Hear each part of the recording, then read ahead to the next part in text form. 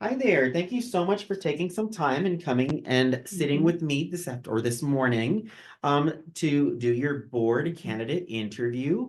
Why don't you take a couple Mhm. of seconds and tell us a little bit about yourself, what community you live in, and any clubs or groups that you participate in? I'm Cathy Winsor, and I live in Shearwater. And I've been involved in Shearwater, I should say, actually, before I even moved here. I closed on a home in March, and already the social chair of the community had me on the email list and communicating. I was already assigned a date to host 5 Crowns at my house. So then the very first cul-de-sac gathering, she took me around and introduced me to every single homeowner that was there. And the first social event, I volunteered to create a styrofoam frame, decorate it, and take pictures of everyone there, couples. And I knew that would give me time to have a one-on-one conversation with each homeowner, couple or single. And it would also enable me to sending those pictures to each of them, to have that one-on-one opportunity to communicate with them, try to remember who they were. So I had a very intentional desire to learn and meet as many people in the neighborhood as I could, fit in and get involved immediately. Uh, Shearwater is a large neighborhood, so that wasn't a small task to move in and feel involved right from the beginning. So I immediately was on the Shearwater Social Committee, and then began to serve more recently as Shearwater Neighborhood Rep, and I'm chair of those neighborhood reps. I've been a member of the Garden Club ever since being here, and am now president of a 200-member strong garden club, and a member of the pickleball club and a financial education group, and have played in every card group practically from canasta to mahjong. So very much involved in the community since I've been here. Oh, wonderful. Well, thank you so much for that. Why don't we dive into the questions? Okay. Let's start with question number one. What motivated you to run for the HOA board? First of all, I'll say that the first year here felt a little strange not to be, because I had been on the HOA board of the last 3 communities in which I lived, one of them for over 20 years, in various capacities, everything from president to the last officer to the webmaster. So um, neighbors in conversations, something would come up and we'd be discussing it and they'd say, you ought to run for the HOA board. Um, then more particularly recently, with this election coming up, we knew that Sue Merdler was leaving the board, and that several board members came to me and said, we feel it's important to have a diverse board that has female presence as well, and that there are more homeowners actually in this neighborhood that are female, and put some pressure on to really give it serious thought. And I think it was in the back of my mind to definitely do it. But having recently been elected Garden Club president, I wasn't certain that the time was now. But what came forward when there were 2 people in particular that I asked about pursuing that role, they said, we have a better idea. You have already set forth your 10 priorities for our club this year. All the programs are basically planned through December 2025. We think we can take over from here. And so we'll do that and you run for the HOA board. So it was a feeling both of it being missing because it was something that I usually did, and feeling that I had support from the community to run. Wonderful. Next question. What experience do you have that you believe will benefit our community? Okay. From my first days of teaching, that is something that you do if you have empathy for others. And I also moved into a role in training teachers in Cy-Fair as a master teacher there, and then for Harris County Department of Education. So educating people on decisions we're making, seeking that input from others. In my professional career in publishing that followed teaching, I served as an educational consultant and then a sales representative that dealt with presenting a case or a solution and getting the buy-in from committees to that solution, providing their feedback on the solution to our corporate to even shape the programs we were delivering. And then for the last 17 years of my career in publishing, serving as a regional vice president of sales, anywhere from 5 to 15 states. And in that role, it required establishing the revenue that we could generate and making sure we did, and then setting financial spending goals within that budget to make sure that we spent cautiously within them and achieved the revenue exceeding the expenditure. So those are some roles in particular. Wonderful. Next question. How familiar are you with the current bylaws, rules, and regulations of our HOA? I have read them all. There are many that you'll find posted in the governing documents on our website. I have printed them out. They'll be there for reference.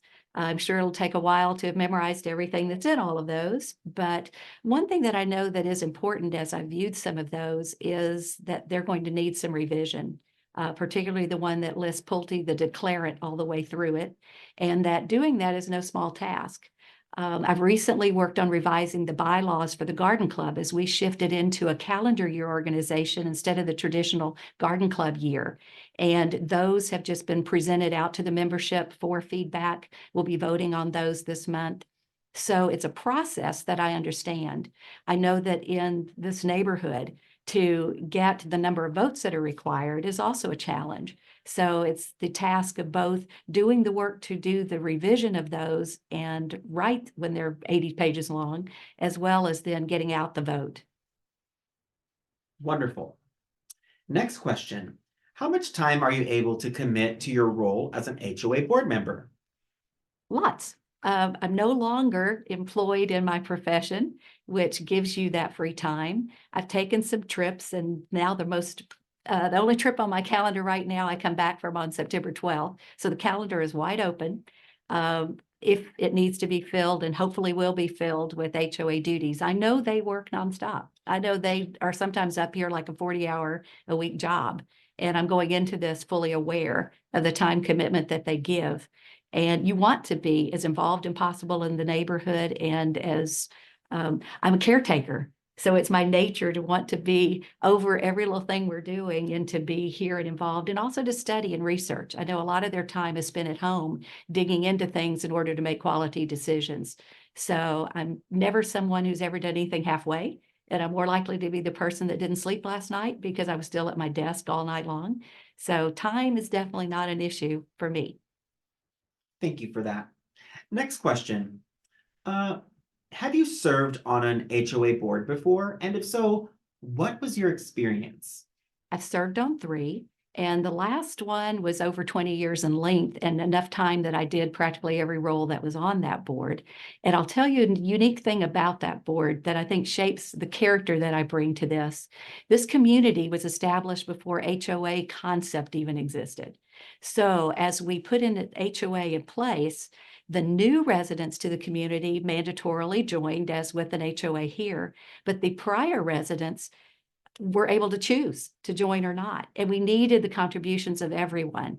This was a community that had the pavilion, a boat dock, the fish cleaning station, all the bulkhead, all these things that were destroyed easily in hurricanes.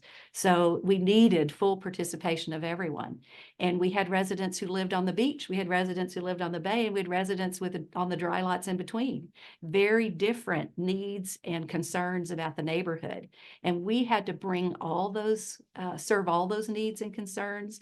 We had to make them feel and truly benefit from, make them feel they were benefiting, but actually make them benefit from all of the things that we offered the community and make them want to be a part. And we were so proud of nearly 100% participation, which is really incredible.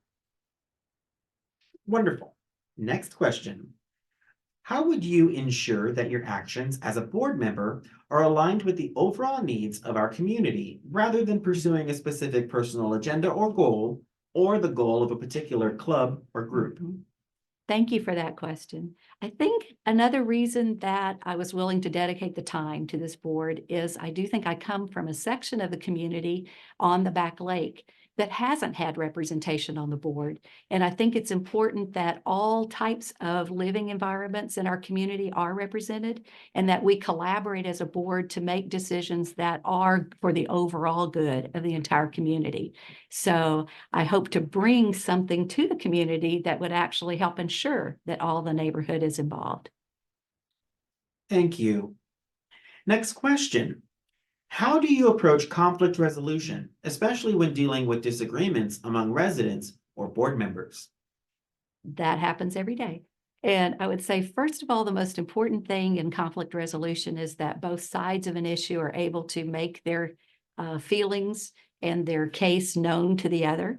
and to come from a place of understanding of what deep down is motivating that action, that concern, and then to have compromise, whether it involves another person to resolve in the middle or whether it can be resolved between you, but to get down to what's our overall goal. We all live here. We all are close neighbors. We're all going to be here, most of us, for a good number of years.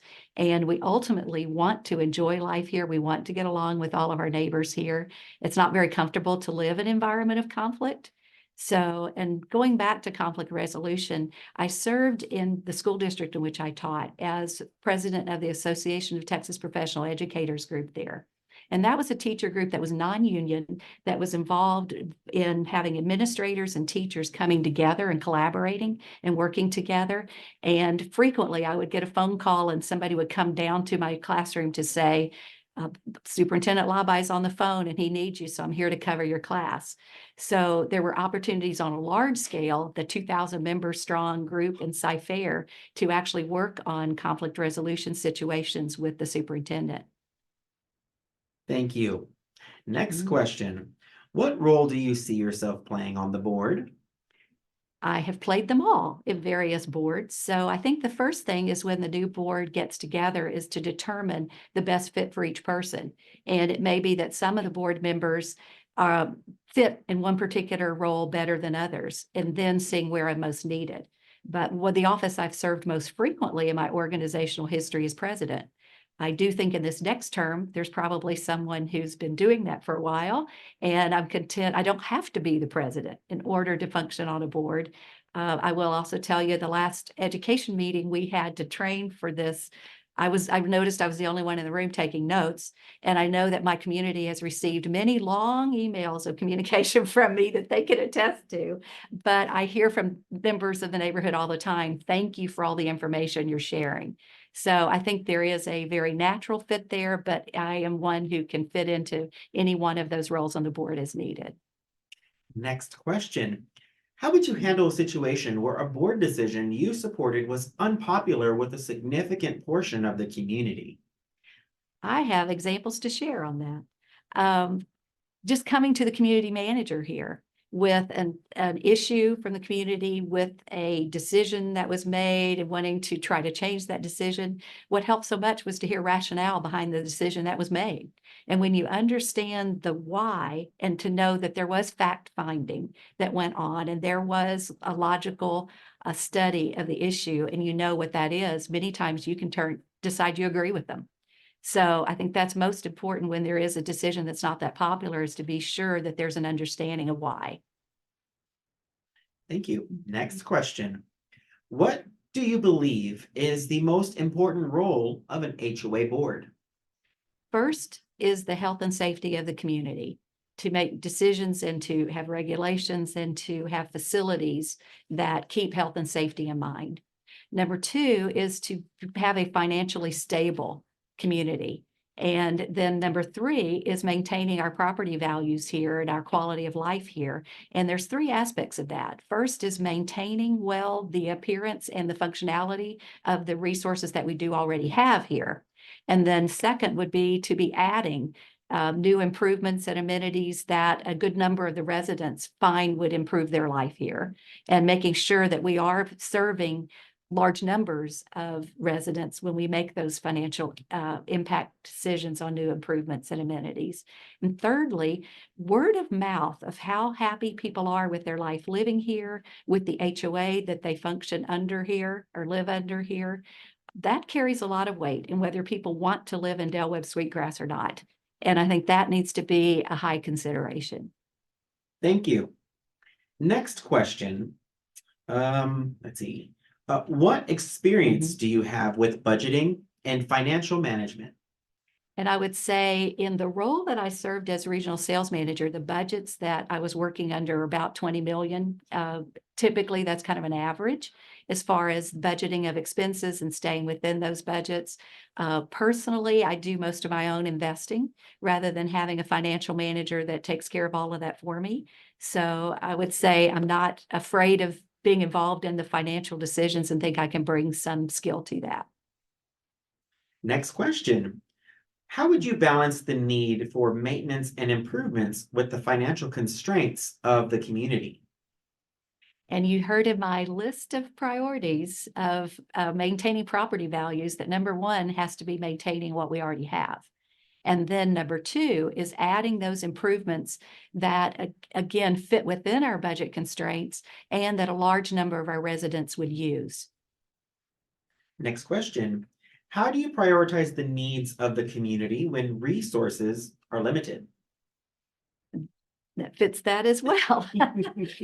When resources are limited, you have to first take care of what you have and maybe make those even more accessible to utilize them for more activities and opportunities. However you organize and assign those, you make the most out of what you have already. And then number two is to make sure that the improvements that you add are things that the majority, not you won't be the majority. No one amenity that we have is used by the majority of our residents. They couldn't, it wouldn't all fit, but to make sure that there is a significant number of residents that would utilize that. Well, thank Did that you. answer that question? Yes, it did. Okay. Thank you very much. Okay, now I'm going to put you on the spot. Okay. All right. So, what would you say would be like your final thought? Things that you would like residents to remember you on or from this brief little interview we did. Okay. I'd say, first of all, HOA experience and in every capacity. Secondly, work with an HOA where we were a service-focused group that built trust and enhanced life for the community so they would choose to be a part of it. I'd say third, a professional career that did involve dealing with finances and budgets. And then beginning in a career that was empathy-based as you work with struggling students. So I hope that answers that question, but I Yes, it look does. forward to serving the community if elected to do so. Well, thank you again for coming in to sit with me. It's been a pleasure chatting with you. You have a great rest of your day. Thank you. Thank you, Stephen.